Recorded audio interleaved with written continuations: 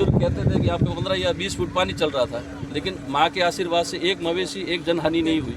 उसके बाद बहुत सारे चमत्कार हुए, लेकिन ये 2013 में रिफाइनरी आने के बाद हमेशा माँ को, इस औरण को हमेशा अनदेखा किया गया है। न तो कोई CSR फंड इतना बड़ा है, लेकिन आज दिन तक 1 रुपया वहाँ पे नहीं लगा। आज मैं माँ का बारंबार हाथ जोड़कर ऐसा आशीर्वाद चाहता हूँ कि नरेंद्र मोदी जी जो ये कल यहाँ पे आने वाले थे, इतना बड़ा हादसा जो टल चुका, वो माँ का आशीर्वाद दिया कि उनकी जान बच गई है। बाकी ये हादसा होता था, आप ये समझ सकते थे कि भारत का भविष्य डूब जाता। बहुत बड़ी घटना थी ये, और ये कहाँ से चूक हुई वो अभी तक हमें भी नहीं पता, लेकिन माँ के आशीर्वाद से ही ये हादसा टला है। मैं तो बारंबार सभी नेताओं से यही गुजारिश करना चाहता हूँ, SRL वाले जितने भी हैं, जितने भी पदाधिकारी हैं, जितने भी स्थानीय नेता हैं, कि पहले माँ के धोख लगाए, माँ के मंदिर पधारें, आप माँ को मनाओ और माँ का आशीर्वाद आप रखो, तो ऐसे हादसे कभी नहीं होंगे।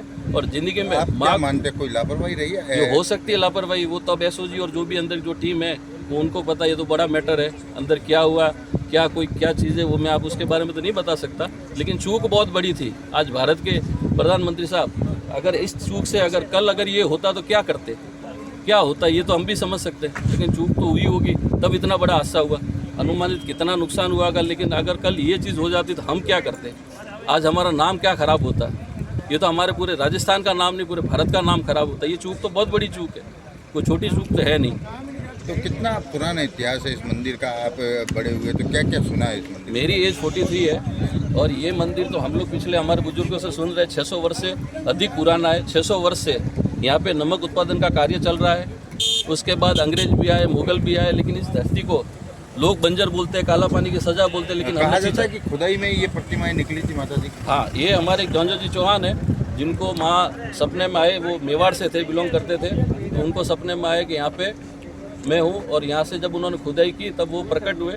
माँ ने आशीर्वाद के रूप में हमको नमक के वरदान दिया, और हमारी ही मालिकानी से यहाँ पे नमक पैदा होता है। बाकी अंग्रेजों ने भी बहुत बार ट्राई कर ली, उसके बाद भारत सरकार ने भी ट्राई करी, वो अभी भी है, आप जाके देख सकते हो, अभी भी नमक नहीं हुआ। लेकिन माँ के नाम से जैसे ही वो खान के उसमें नमक पैदा हो गया, और अभी भी सिर्फ खारवाल जाति के ही लीज में गवर्नमेंट ने किया होगा किसी रूप से, लेकिन अभी भी खारवाल जाति के पास ही है जो नमक उत्पादन का कार्य कर रही है और अपनी आजीविका चला रही है। लेकिन सरकार ने हमेशा अनदेखा किया है।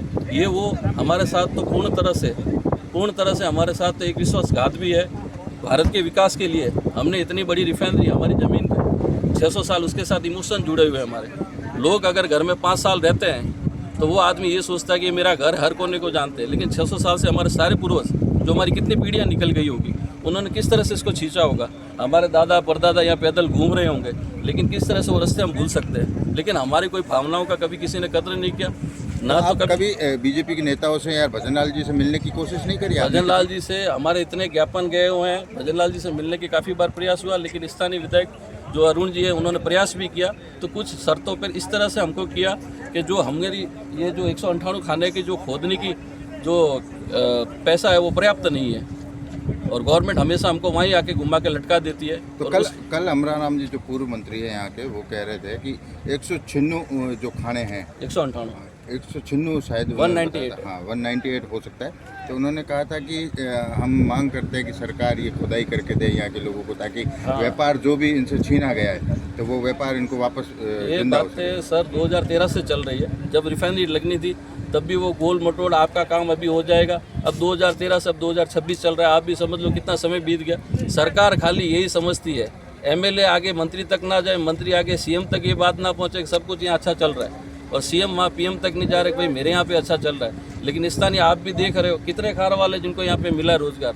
यहाँ पे CSR फंड के नाम से 0 रुपया 55 में भी नहीं लगा, ना मंदिर पे लगा, आप भी जाके देख सकते हो।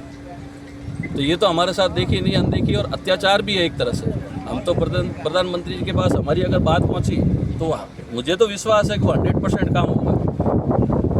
जब ये 2013 में डी नोटिफाइड करके हमारा सैलान एरिया ले लिया, तभी भी हमसे पूछा नहीं गया, ना तो हमको कोई नोटिस दिया गया। उसके बाद भी हमारी ये ज़मीन ले ली, उसके बाद भी हम तो भारत के विकास के साथ खड़े हैं कि भाई ये चीज़ लगे तो लाखों लोगों को रोज़गार मिलेगा।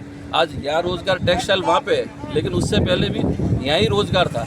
लोग पार कर पाकिस्तान से यहाँ कमाने आते थे, लेकिन आजीविका धीरे धीरे समय बदल रहा है, प्रोडक्शन बदल रहा है, लोगों को फास्ट चाहिए। लेकिन सरकार से हमको ट्रेडिशनल, आज लोग ऑर्गेनिक के लिए कहाँ नहीं करते, घर पे सब्जी उगा रहे हैं। लेकिन ये नमक भी ऑर्गेनिक है। यहाँ पे कोई समुद्र जैसा गंदा पानी नहीं है, ना कोई गलत चीज़ है, ना कोई केमिकल का है। उन्हें कहते हैं कि यहाँ का जो नमक है वो काफ़ी शुद्ध क्वालिटी का भी है। यहाँ का जो नमक है 98% है, जिसमें उसकी सारी गुणवत्ता है। आप कभी खाओगे तो उसको बीपी नहीं हो सकती।